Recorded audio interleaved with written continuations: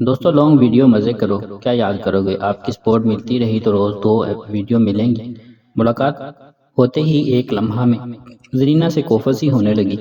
کچھ دیر پہلے جو زرینہ مجھے آسمان سے اتری افسر لگ رہی تھی، ملاقات ہوتے ہی میں ایسے اٹھا جیسے مجھ سے بہت بڑی غلطی ہو گئی ہو۔ تو زرینہ سے ہٹتے ہی میں نے اس سے کسی قسم کی بات تک کرنا مناسب نہیں سمجھا۔ پھرتی سے کمرے سے نکل کر اپنے کمرے میں آ کر دھڑام سے بیڈ پر اوندے منہ گر گیا، جیسے ہی زرینہ کو مل کر اس پر بہت بڑا احسان کر کے آیا ہوں۔ کمال کی بات یہ تھی کہ زرینہ کو ملتے وقت اس کی کزن شگو کا جو بھوت دماغ پر سوار تھا وہ بھی ساتھ ہی بہ گیا تھا۔ بستر پر لیٹنے کے بعد بھی ایک لمحہ کے لیے بھی دماغ میں شگو کا خیال تک نہیں آیا، جس کے بارے میں زرینہ نے تعریفوں کے پل باندھ دیے تھے۔ لیٹنے کے کچھ ہی دیر بعد مجھے نیند نے اپنی آغوش میں لے لیا۔ صبح اٹھ کر تڑپا کر فریش ہو کر کمرے سے باہر نکل کر ڈرائنگ روم میں آیا تو ابو ڈرائنگ روم میں بیٹھے ہوئے تھے، جبکہ بھائی اور بھابھی کہیں نظر نہیں آ رہے تھے، شاید وہ دونوں ابھی تک کمرے میں ہی تھے۔ ابو کے پاس بیٹھ کر نارمل باتیں ہوتی رہیں۔ کچھ ہی دیر میں بھابھی کو کچن نکلتے دیکھ کر میں چونک کر بھابھی کی جانب متوجہ ہوا جو ناشتہ بنا کر لا رہی تھی۔ مجھے حیرانگی اس بات کی ہو رہی تھی کہ میں نے بھابھی کو نہ تو کمرے سے نکل کر کچن کی طرف جاتے دیکھا، نہ ہی بھابھی نے مجھ سے ناشتہ بنانے کا پوچھا تھا۔ بھابھی کا موڈ ابھی بھی آف ہی تھا، ورنہ پہلے وہ مجھ سے ناشتے کا پوچھ کر پھر ناشتہ بنا کر لاتی تھی۔ بھابھی کا چہرہ بھی اترا ہوا تھا، آنکھیں ایسی سوجی ہوئی تھیں جیسے رات بھر روتی رہی ہو۔ بھابھی کی حالت سے لگ رہا تھا کہ رات کو کمرے میں بھی ان دونوں کا آپس میں جھگڑا ہوا ہے۔ ابو کی موجودگی کی وجہ سے میں بھابھی سے کسی قسم کا سوال جواب نہیں کر سکا کہ ابو خامخواہ پریشان ہو جائیں گے۔ بھابھی بھی خاموشی سے ناشتہ ٹیبل پر رکھ کر چلی گئی۔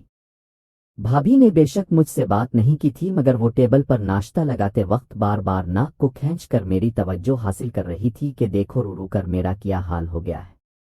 پھر بھی میں نے خاموشی میں ہی عافیت سمجھی۔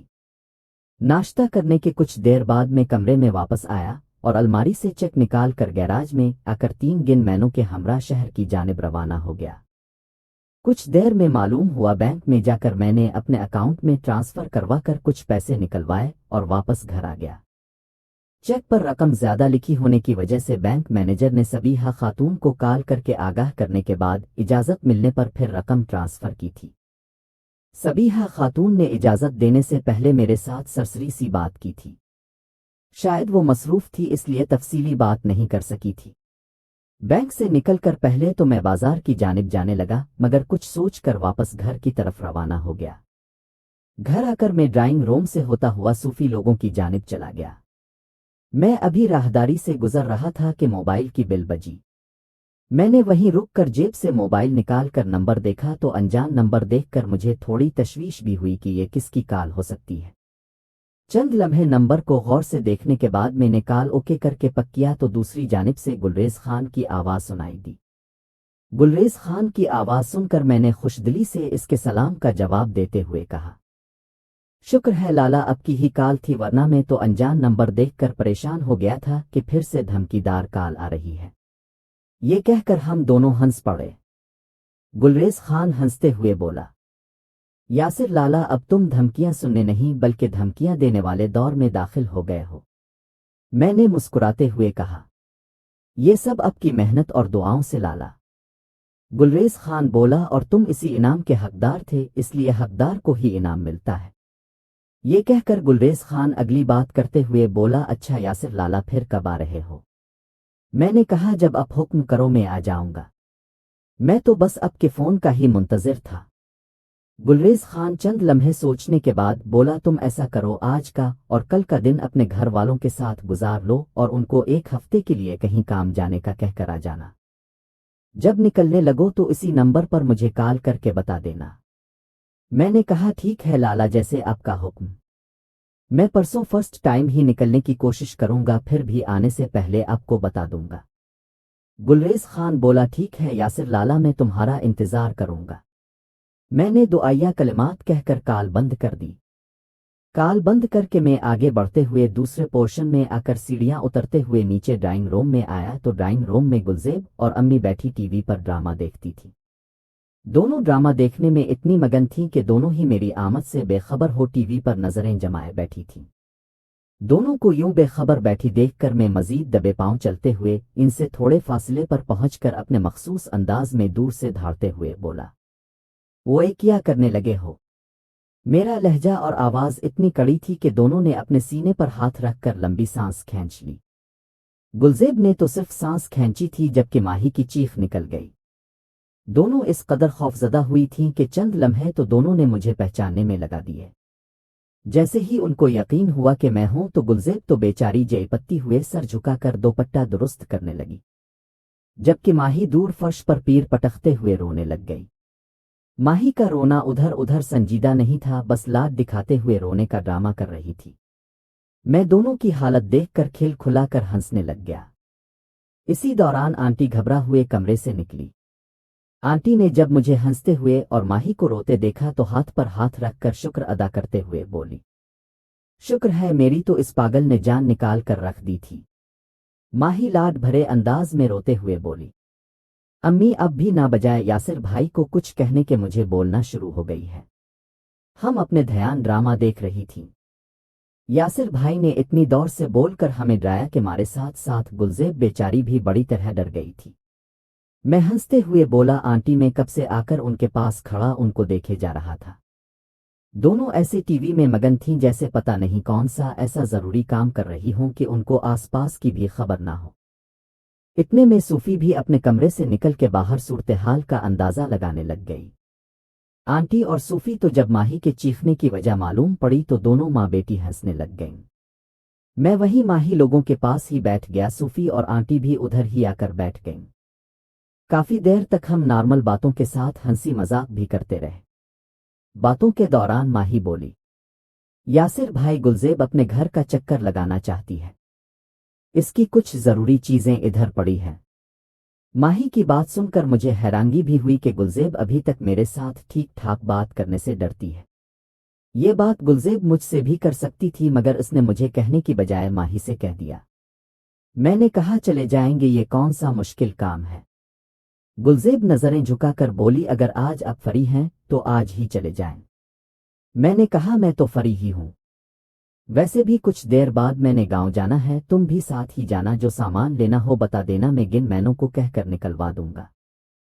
सूफी बोली, अब तुमने गांव क्या लेने जाना है, कल तो गांव गए थे।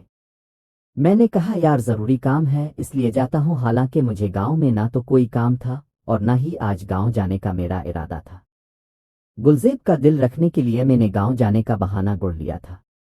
मेरी बात सुनकर माही बोली, यासिर भाई मैं भी अपने साथ ही जाऊं। माही की बात सुनकर आंटी की जानिब गुस्से से देखते हुए बोली, तुम आराम से घर बैठी रहो। गुलजेब कौन सा सैर करने जा रही है जो तुम फटाफट साथ जाने के लिए तैयार हो गई हो। आंटी को गुस्से में देखकर माही मुंह अटका कर बैठ गई। मैं आंटी की जानिब देखकर मुस्कुराते हुए बोला, आंटी अगर वो जाना चाहती तो इसको भेज दें। आंटी बोली, नहीं यासिर बेटा, अब इन दोनों को बाहर भेजने का किसी किस्म का रिस्क नहीं लेना चाहती। पहले ही ऊपर वाले ने ना जाने कौन सी मेरी नेकी के बदले उनको सही सलामत वापस भेजा है।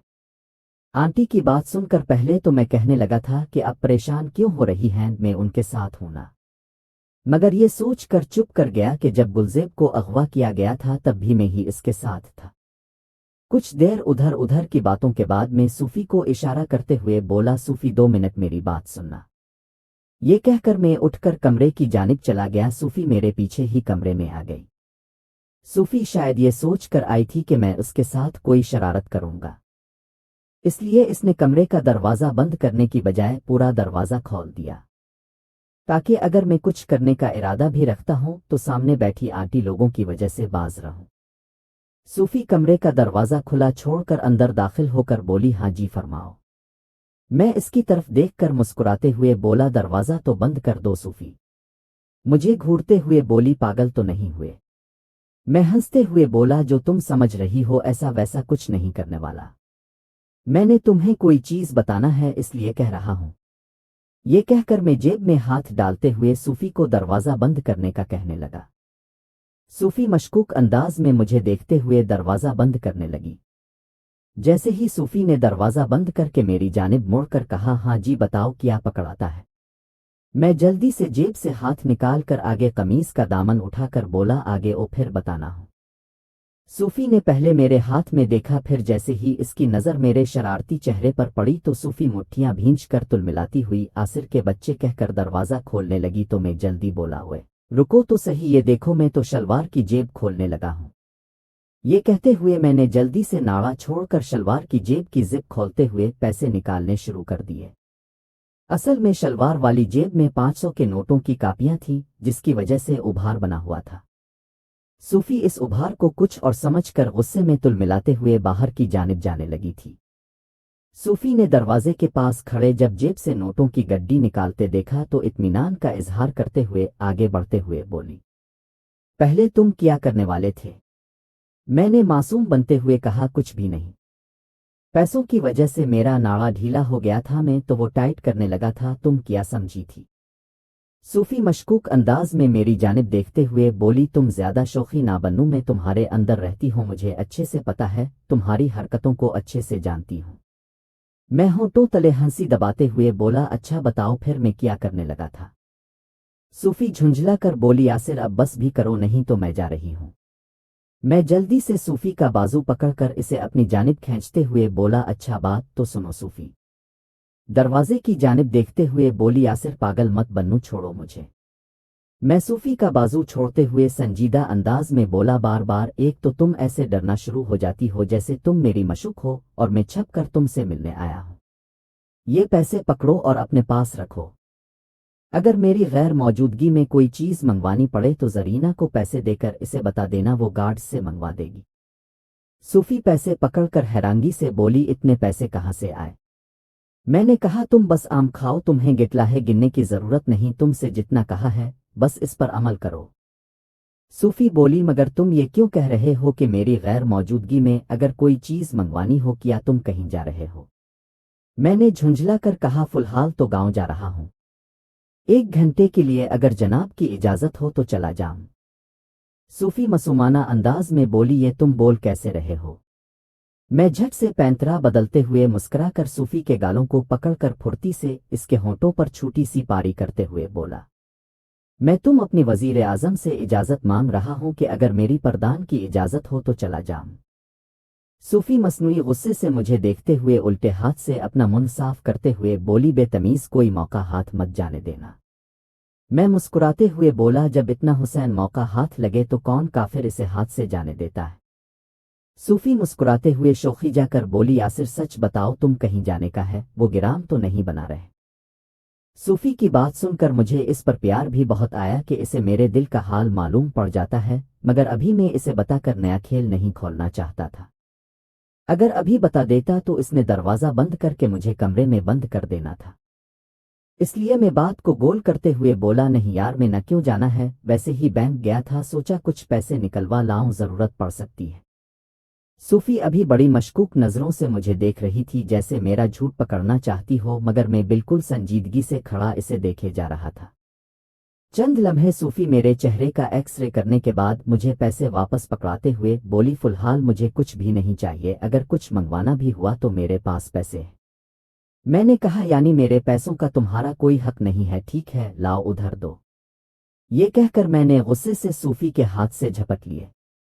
सूफी जल्दी से मेरे हाथ से पैसे पकड़ते हुए बोली, उधर दो, ज्यादा शौखी मत बना करो। मैंने इसलिए कहा कि अभी मेरे पास पैसे हैं, जब खत्म हो जाएं तो तुमसे मांग लूं। मांगने से बेहतर है कि पहले से ही रख लो। सूफी मुझे गुस्से में देखकर हंस लगाते हुए मेरे हाथ से पैसे पकड़कर बोली, अच्छा अब मौत ठीक करो, ये लो मैंने रख लिए। ऐसे में सूफी के हाथ में पकड़े पैसों को देखकर संजीदा अंदाज में बोला, कहाँ रखे हैं? तुम्हारे हाथ में पकड़े हैं। सूफी नासमझी के अंदाज में बोली, क्या मतलब और कहाँ रखूं? मैं आंख के इशारे से सूफी के सीने की तरफ इशारा करते हुए बोला, जहां रखती होती हो। ये कहकर मैं फुर्ती से बाहर की जानिब भागा, क्योंकि सूफी जंगली बली की तरह मुझ पर झपटने आ रही थी। दरवाज़ा खोलकर मैं हंसता हुआ तेजी से बाहर निकला तो बाहर बैठी आंटी को अपनी जानिब मुतवज्जे होते देखकर मैं जयपत्ती हुए एकदम से संजीदा हो गया। मगर सूफी का तिलमिलाता हुआ चेहरा और दोनों हाथों से मुझ पर झपटने का स्टाइल आंखों के सामने आते ही मुझे हंसते पर मजबूर कर रहा था। फिर भी आंटी लोगों की वजह से अपनी हंसी को बमुश्किल कंट्रोल करते हुए मैं आंटी लोगों के पास जाकर बैठ गया, जबकि सूफी कोई 10 मिनट बाद कमरे से निकली। आंटी ने इस दौरान माही को चाय बनाने का कह दिया था।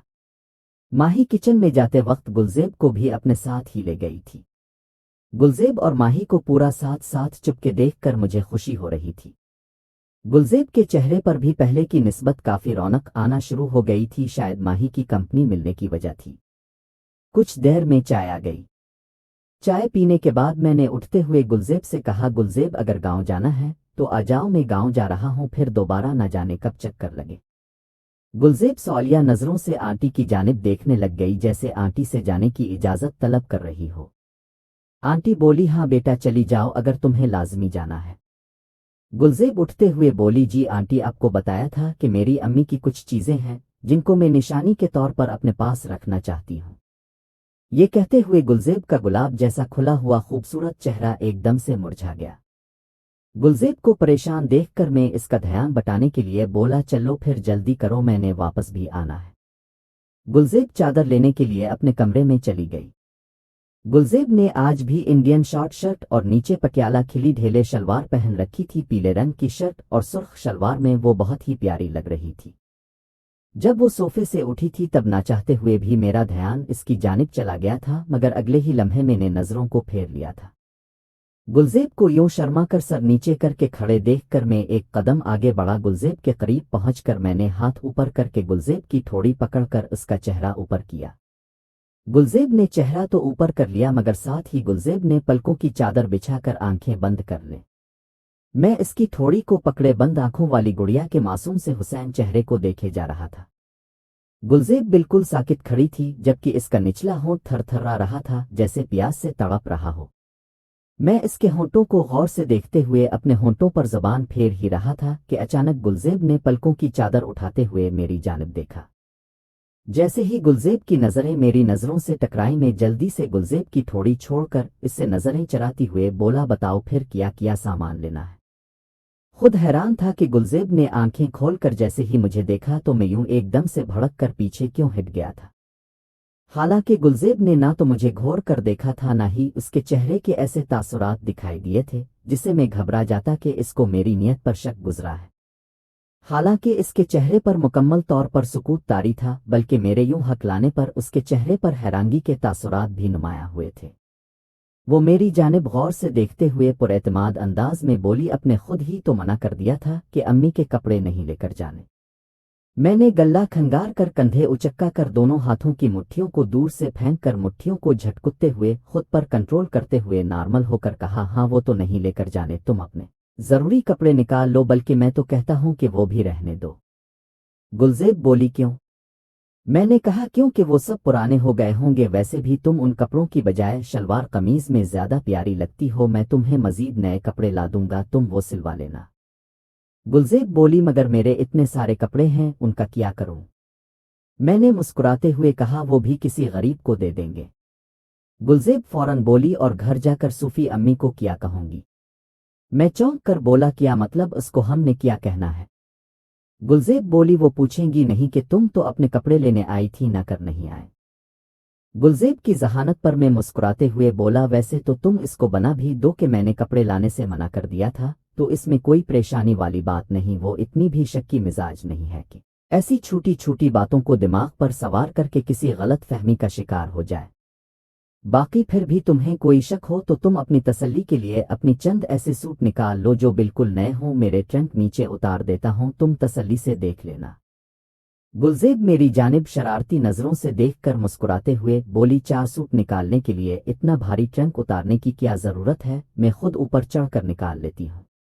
मैंने कहा, जाने दो यार, मैं हूं नापूर, तुम्हें इतनी मशक्कत करने की क्या जरूरत है, ऐसे खामखा में चोट लगवा बैठोगी और घर जाकर तुम्हारी बेस्ट फ्रेंड के हाथों मेरी शामत आ जाएगी, इसलिए तुम रुको, मैं उतार देता हूँ।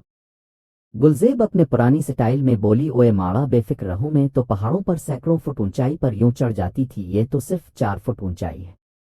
गुलजेब के बोलने का अंदाज मुझे इतना प्यारा लगा कि इसकी बात सुनकर मैं मुस्कुराते हुए बोला, ओके जी, जो जनाब का हुक्म हो। वैसे ये तो तुम्हारी बात बिल्कुल सच है कि पहाड़ों पर रहने वाले लोग जितने खूबसूरत होने के साथ साथ खूबसूरत दिल के मालिक होते हैं, इतने ही वो बहादुर भी होते हैं। गुलजेब मुस्कुराते हुए चारपाई पर चढ़ते हुए बोली, ये देखो मैं कैसे तैयार हूं।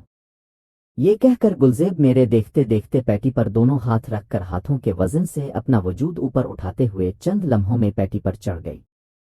इसने अभी भी चादर अपने जिस्म पर लपेट रखी थी, जिसकी वजह से इसी पैटी पर खाली जगह पर बैठने में दिक्कत हो रही थी। मैं इसे आवाज देते हुए बोला, गुलजेब चादर तो उतार लो, खामखा में इतना तंग हो रही हो, वैसे भी यहाँ मेरे अलावा कोई नहीं है, अगर मुझसे पर्दा करना जरूरी है तो फिर चाहे पहने रखो। गुलजेब मेरी जानिब कमर करके पैरों के बिल ट्रंक की तरफ रुख करके बैठी हुई थी। खलवत में दो जवान लड़का लड़की का एक कमरे में होना अच्छे अच्छे शरीफ ज़ादे शैतान के हमले की जद में आ जाते हैं, क्योंकि शैतान का सबसे जानदार और कामयाब हमला खलवत में होता है। इसलिए गुलजेब को तन्हाई में इतने करीब से देखकर मजाक मजाक में बात आगे बढ़ना शुरू हो गई थी। इसी सोच के साथ मैंने जानबूझकर इसे चादर उतारने का कहा था, ताकि नज़ारा करके आंखों को तस्कीन पहुंचा सकूं। मेरी बात सुनकर गुलजेब मुड़ते हुए मेरी जानिब देखा और कुछ कहने की बजाय मुस्कुराकर अगले लम्हे चादर उतार कर नीचे चारपाई पर फेंक दी। उफ, क्या दिलकश जज्बात को भड़काने वाला नज़ारा था। एक तो गुलजेब पैरों के बिल बैठी हुई थी। इसने जो पीली रंग की शर्ट पहन रखी थी वो शर्ट इतनी शॉर्ट थी कि पैरों के बिल बैठने के बावजूद शर्ट का पीछे वाला दामन इसके पैरों को भी नहीं छू पा रहा था। इस हुसैन दिलकश मंजर को देखकर मेरे तो सारे सिस्टम का सत्यानाश हो गया। हसन प्रस्ती मेरी कमजोरी थी, और जब हसन पर भी बर्तरी रखने वाला हुसैन मंजर देखने को मिल रहा हो तो फिर ऐसी सूरत हाल में मेरे जैसे हसन प्रस्त कमजोर ईमान वाले शख्स की हालत कैसी हो सकती थी, ये अब खुद अंदाजा लगा लें। हालांकि जिस वजूद की दूर से पहली झलक देखकर मैं मरने वाला हो गया था, चंद लम्हे पहले यही वजूद मेरे से लगा हुआ था, मगर इस वक्त गुलजेब के बारे में मेरी किसी किस्म की गलत सोच नहीं थी, बल्कि जब वो मेरे साथ लगी रो रही थी इस वक्त उसके वजूद के लम्स को महसूस करने का ख्याल तक भी नहीं आया था। इससे पहले भी मैं गुलजेब के साथ सिर्फ मजाक की हद तक खुद को महदूद रखे हुए था, मगर अभी जब मैंने इसको पीछे से बगैर चादर अदोपट्टे के देखा था तो मैं तो पूरी तरह हल कर रह गया था। गुलजेब अपने ध्यान ट्रंक का ढक्कन उठाकर जब वापस पैरों के बिल बैठी तब मेरी जुबान ने होंठों की होश दिलाने के लिए उन्हें गीला करना शुरू कर दी। इसी दौरान गुलजेब को भी शायद मेरी नज़रों का एहसास हो गया था कि मैं इस तसलसल से इसको देखे जा रहा हूँ। गुलजेब ने गैर मुतवक्के तौर पर अचानक से पलट कर मेरी जानिब देखा, तब भी मेरी नज़रें इस पर टिकी हुई थीं।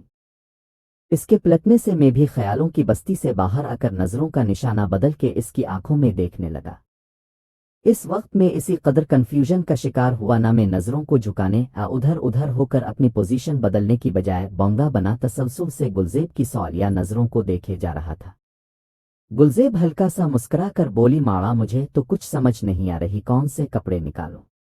मैं चौंक कर पलकें झपक कर आगे बढ़कर उसके करीब जाकर बोला, सारे कपड़े निकाल कर मुझे दिखाओ, मुझे जो अच्छे लगेंगे तुम्हें बता दूंगा, वो तुम साइड पर कर लेना। गुलजेब हम कहकर ट्रंक में से अपने कपड़े निकाल कर दाएं जानिब पैटी पर रखने लगी। मैं उन कपड़ों को पैटी से उठाकर नीचे चारपाई पर रखते हुए एक एक सूट को देखने लगा। गुलजेब के सारे कपड़े तकरीबन फराक नुमा थे, जैसे पठान खानों का लिबास होता है। गुलजेब ने जाने कपड़े निकाले थे फुल वक्त, तो उनमें से मुझे सिर्फ दो सूट अच्छे लगे, वो भी शोख कलर के थे। गुलजेब के गोरे रंग पर बहुत जचने थे और वो सूट देखने में बहुत अच्छे लग रहे थे। कुछ देर में गुलजेब ने जब अपने सारे कपड़े निकाल लिए तो उन सारे कपड़ों में मजीद 4 सूट सिलेक्ट किए।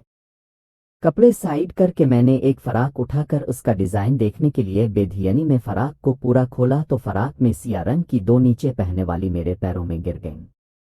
इस वक्त गुलजेब भी पूरी तवज्जो के साथ मेरी जानिब देख रही थी। मेरी जब पैरों में पड़ी जूड़े पर नजर पड़ी तो मैंने फराक चारपाई पर रख कर झुकते हुए दोनों उठाकर एक दूसरे से अलग करते हुए उनको उलट पलट करके ऐसे देखने लगा जैसे मेरे हाथ कोई नायाब चीज लग गई हो। गुलजेब ने जब मेरी हरकतें देखें तो घबराती हुए बोली, ओ माड़ा यासिर क्या कर रहे हो माड़ा, तुम्हारा कोई हाल नहीं है, उधर मुझे दो।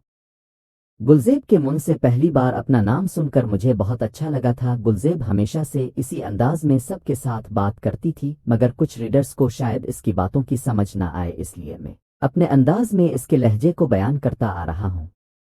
एक तो गुलजेब की आवाज़ इतनी मीठी थी, ऊपर से इसका लहजा पठानी था। मैं इसकी जानिब देखकर बजा इसकी किसी बात का जवाब देने के बोला, एक बार फिर कहना अभी जो तुमने कहा है। मारे शर्म के गुलजेब का चेहरा सुर्खी माइल होता जा रहा था कि इसके इस्तेमाल शदा मेरे हाथ में पकड़े हुए थे।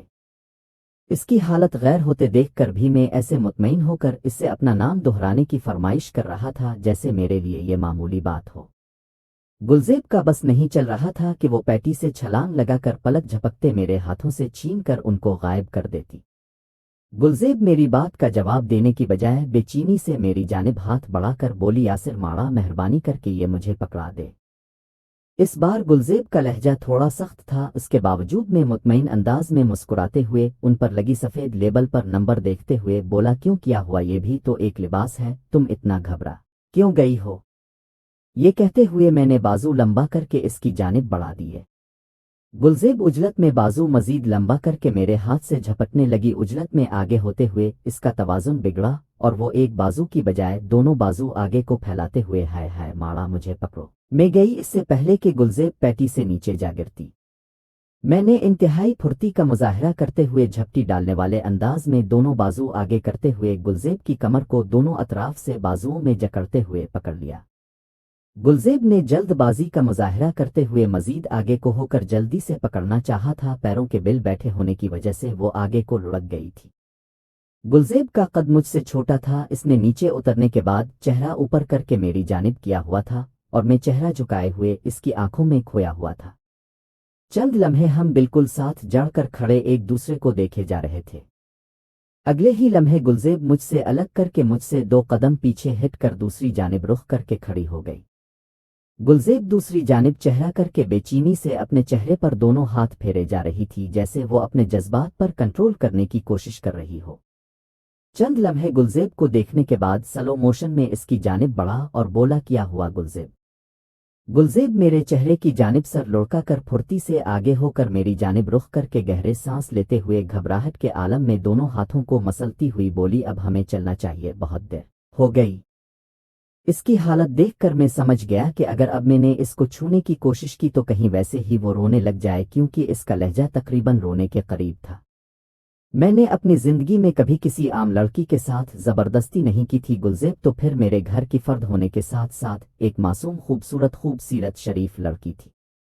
मैं तो इसके साथ जबरदस्ती कुछ करने के बारे में सोच भी नहीं सकता था और ना ही इसकी मर्जी के खिलाफ इसे छूना चाहता था, क्योंकि गुलजेब हसन की वो आखिरी तारीफ थी जिसके हसन का हक अदा करने के लिए इसकी रजामंदी के साथ सुकून वाली आराइश माहौल होना जरूरी था, जहां फूलों के बिस्तर पर उस कुल्ली को फूल बनाया जाता। इसलिए मैं मौके की मुनासबत से अपने बढ़ाए हुए जज्बात पर कंट्रोल करते हुए गहरी सांस लेकर एकदम से पैंतरा बदलते हुए मुस्कुरा कर इसी के अंदाज में बोला, ओए माड़ा, तुझे क्या हुआ, इतनी डरी हुई क्यों हो? गुलजेब मुझसे नजरें चरा कर नीचे देखते हुए हाथों को मसलते हुए बोली, नहीं, मैंने क्यों डरना है, तुम प्लीज मुझे छोड़ आओ। गुलजेब की बात सुनकर मैं एकदम से इसकी जानिब बढ़ा और जाते ही मैंने इसके दोनों कंधों को मजबूती से पकड़कर ताज्जुब का इजहार करते हुए बोला, गुलजेब क्या हुआ, मेरी कोई बात बुरी लगी है? गुलजेब मेरे हाथों से अपने बाजू आजाद करवाते हुए बोली, मैंने कहा ना कि मुझे तुम्हारी कोई बात बुरी नहीं लगी, फिर बार बार एक ही बात क्यों पूछे जा रहे हो? ये कहकर गुलजेब चारपाई की तरफ बढ़ी और चारपाई पर पड़े कपड़ों को एक चादर में बांधने लग गई। मैं इसकी जानिब दोबारा से बढ़ने लगा, मगर उसका सख्त लहजा बता रहा था कि अब वो यहाँ 1 मिनट भी नहीं रुकना चाहती, इसलिए मैं वहीं खड़े होकर उसकी जानिब देखने लग गया। गुलजेब ने अपनी उम्मी और अबू की तस्वीर भी गठरी में रख ली। गुलजेब को गठरी बांधते देखकर मैंने वहीं खड़ा पूछा, गुलजेब क्या कोई बैग वगैरह नहीं है जो तुम गठरी बांध रही हो? गुलजेब बोली, बैग दूसरे कमरे में पड़ा है, भर में इस कमरे में जाना नहीं चाहती, पहले ही देर हो गई है। मैंने कहा, तुमने कौन सा स्कूल जाना है जो तुम्हें देर हो गई है? तुम रुको, मैं बैग लेकर आता हूँ, इसमें कपड़े डाल लो, ऐसे गठरी में अच्छा नहीं लगता। ये कहकर मेरे कमरे से निकलकर साथ वाले कमरे का दरवाज़ा खोलकर अंदर दाखिल हुआ तो बेड पर नज़र पड़ते ही मैं समझ गया कि ये गुलजेब की भाभी मागिल का कमरा है। वो कमरा पहले कमरे की निस्बत बड़ा था, जिसमें बेड के साथ सोफे भी पड़े हुए थे। इस कमरे के भी सारे सामान पर धूल पड़ी हुई थी। मैं वहीं खड़े होकर उधर उधर देखते हुए बैग तलाश करने लगा, मगर मुझे कहीं भी बैग नजर नहीं आ रहा था। इसी दौरान गुलजेब कमरे में दाखिल होते हुए बोली, माड़ा, तुम तो ऐसे कमरे में आ गए थे जैसे तुम्हें पता हो कि बैग कहाँ रखा है। ये कहकर गुलजेब साइड पर पड़ी सैफ अंसारी की तरफ बढ़ी और सैफ अंसारी का दरवाज़ा खोलकर इसमें से बैग निकालकर इसमें से कपड़े निकालकर अलमारी में फेंक कर बैग को खाली करके बाहर जाने लगी तो मैंने कहा, गुलजेब ये कमरा तुम्हारी भाभी का है। गुलजेब तुर्श लहजे में बोली, इसी खबीस का है, चलो माड़ा, मेरा यहाँ दम घट रहा है। गुलजेब ने अपने से चादर लपेटकर अपने जिस्म को पर्दे में छुपाया हुआ था। इसका जारहाना अंदाज देखकर मैं सरसरी सी निगाह डालकर कमरे का जायजा लेने के बाद कमरे से बाहर आ गया। बाहर आकर मैं दोबारा कमरे में आया तो गुलजेब बैग में कपड़े रख रही थी। मैं गुलजेब के करीब जाकर बोला, कपड़ों के अलावा अगर कोई और शय लेनी है तो वो भी ले लो। गुलजेब मेरी जानिब देखे बगैर बैग में कपड़े ठूंसते हुए बोली, नहीं, और कोई ऐसी चीज नहीं है जो साथ ले जाने वाली हो, वैसे भी मैं सिर्फ अम्मी अबू की तस्वीर और अम्मी के कपड़े लेने के लिए आई थी। मैं हम कहकर खामोश हो गया। गुलजेब ने जिस तरह मेरे जज्बात को भड़का कर एकदम से ठंडा कर दिया था, इससे सिर्फ वक्ती तौर पर मैंने खुद को संभाल कर लिया था, मगर उसके वजूद का जलवा मेरे दिमाग पर पूरी तरह सवार हो चुका था। यूं समझ लें कि 2 माह कबल वाली फीलिंग फिर से जिंदा हो गई थी, और इस बार एक बड़ा तूफान आने का अंदेशा भी था, मगर वो तूफान मौसम के मुताबिक आना था, यानी गुलजेब की रजामंदी से। गुलजेब ने जब बैग की जिप बंद कर दी तो मैंने आगे बढ़कर बैग उठाते हुए कहा, चल। गुलजेब पर एक बार फिर से संजीदगी छा गई।